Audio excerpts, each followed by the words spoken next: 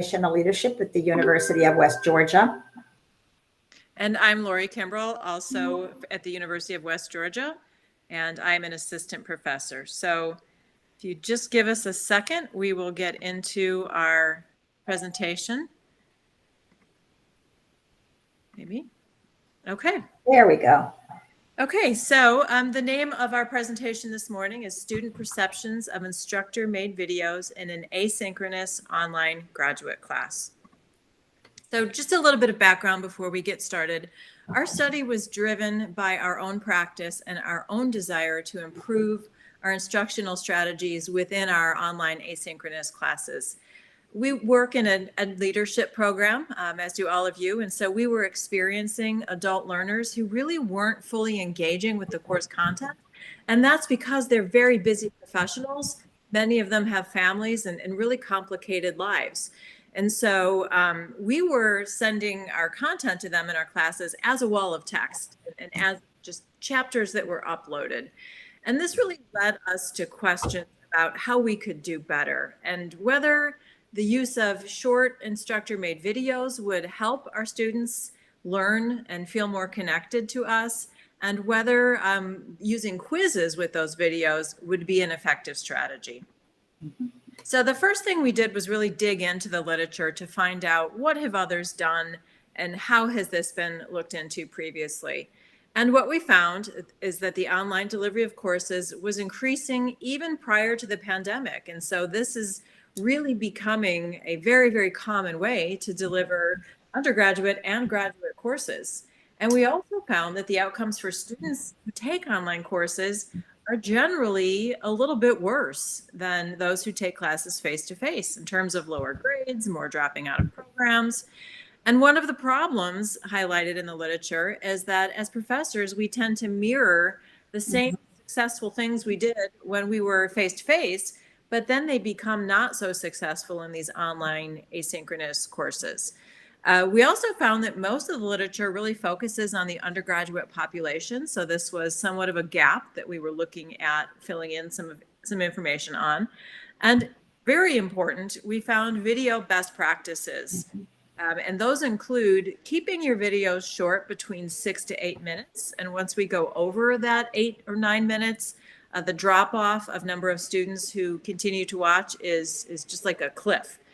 We learned that we should have a very conversational style as opposed to reading from scripts or being very formal. Cueing is important in these videos. And by cueing, the literature tells us that we should say, this is an important point. Make sure you pay attention to this. Mm-hmm. And then in our PowerPoints that we had with our videos, arrows pointing to things that were important or bold text. And one thing that is incredibly important, again, is this accountability measure. Students have to know that they will be held accountable in some way for watching these videos. We use quizzes. The literature tells us we could also use an embedded homework assignment, or again, some other way to make sure that students are held accountable for watching the videos.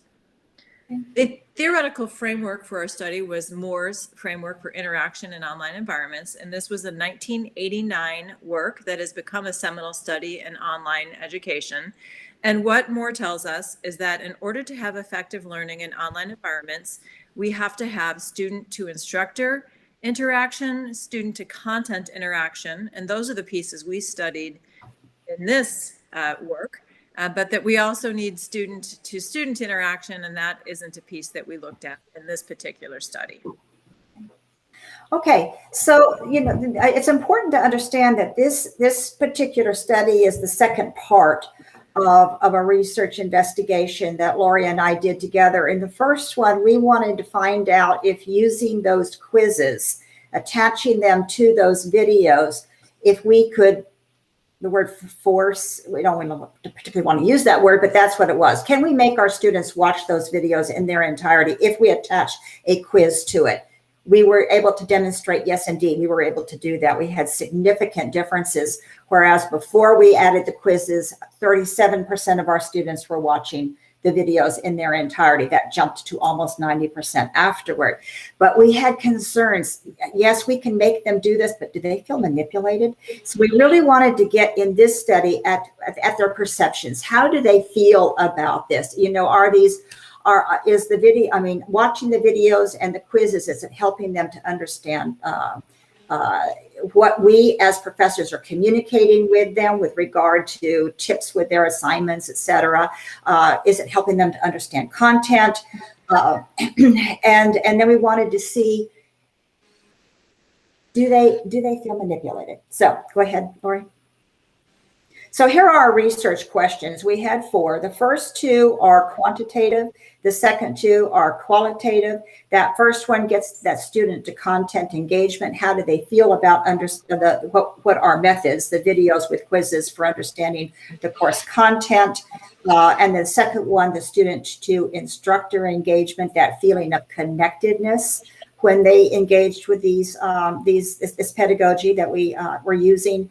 The third question and the fourth question were, well, the third question was qualitative, and we really asked them about their perceptions, particularly interested in that manipulation piece. And then the fourth question we were asking how well do the quantitative data and the qualitative data match, merge, or not. Okay, here's our design. It was a convergent mixed methods design.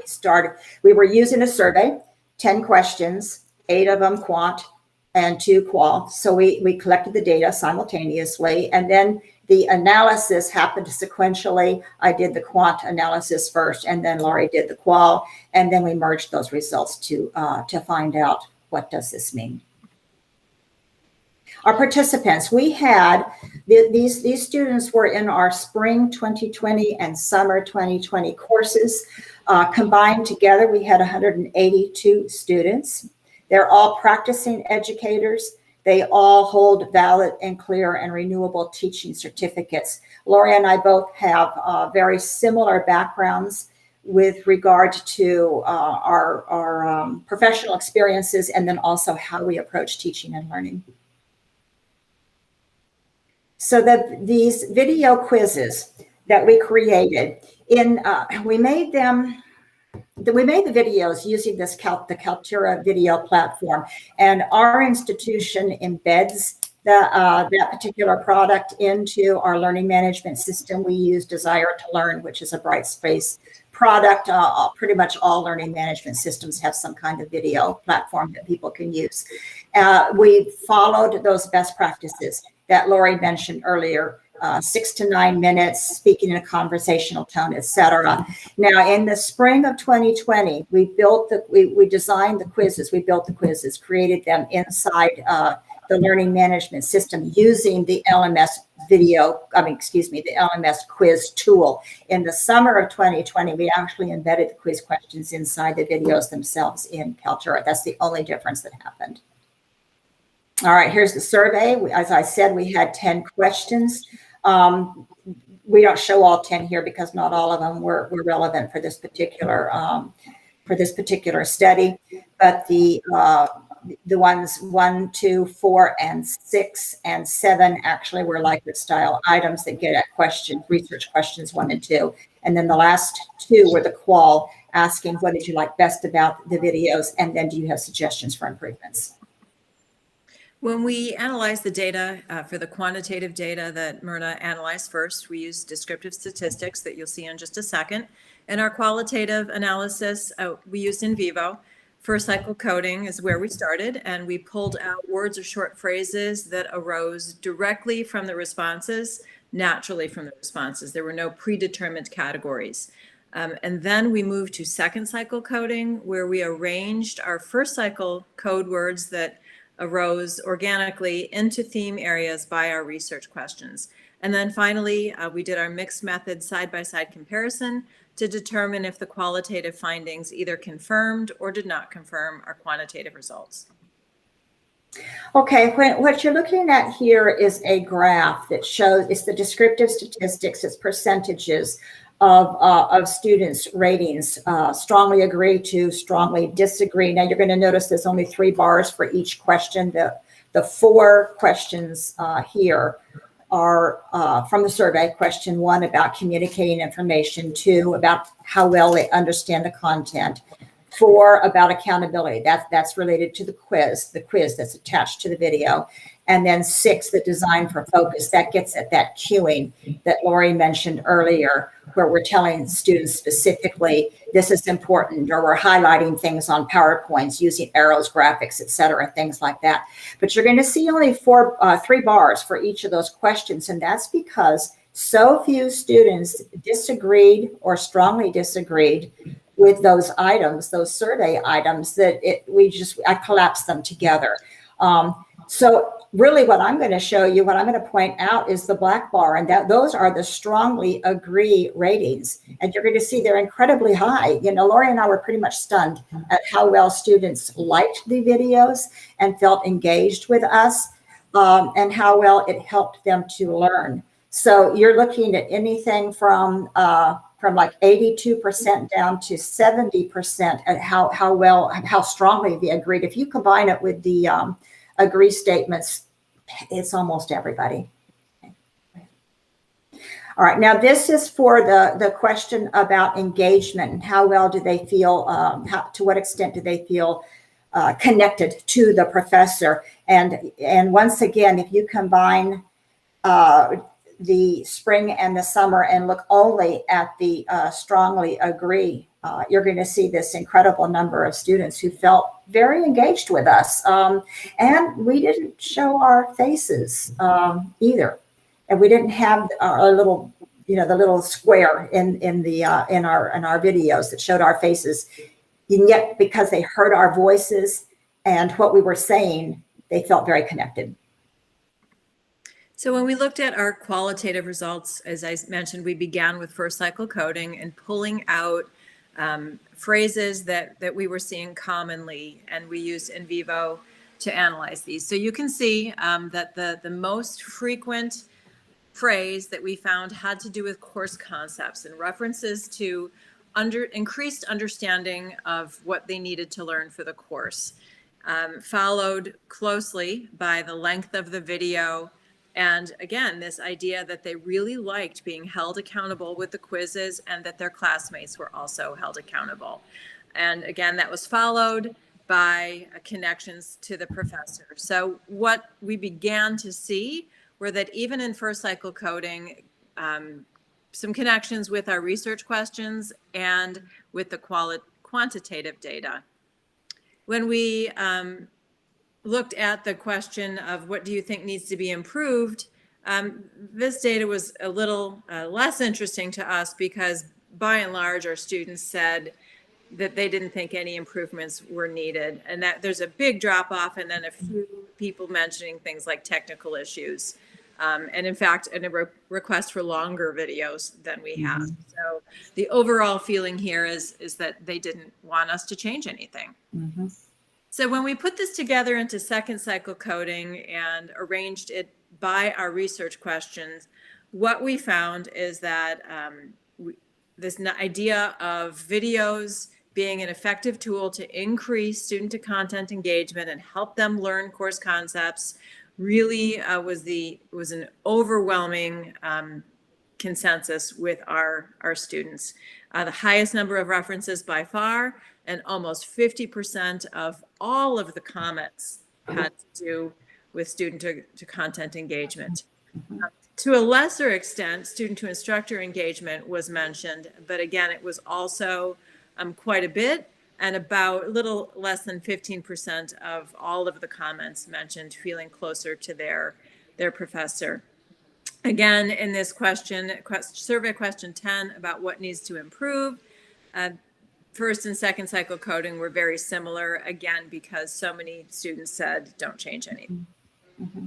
When we put our results together and we used our qualitative results to either confirm or not confirm the quantitative results, we found a great amount of match. Again, this overall high level of satisfaction with the videos in general, a feeling that they understood course concepts more fully and easily because of these videos. They felt more connected to their professor because of these videos, even though they didn't see our faces. They mentioned that the reason that they felt connected to us was that Myrna and I both shared practical examples from our own leadership experience, so they could see how theory connected with practice and find out what was important to us as their professors. And that's what created those feelings of connection with us. And again, that students really thought that these quizzes were a very positive addition to just having videos in the class. There were some differences between the two sets of data. Our qualitative data, again, had this overwhelming feeling that no changes needed to be made, but that was not a question that we tested in our Likert style questions. There was really no discernible difference of level and satisfaction or dissatisfaction between our spring and summer semesters in the qualitative data. There was a little bit of difference in the quantitative data, not enough to report, and so we combined it. And finally, the quantitative data indicated the perception that videos were effective at communicating course information, like when things were due or tips for working on assignments.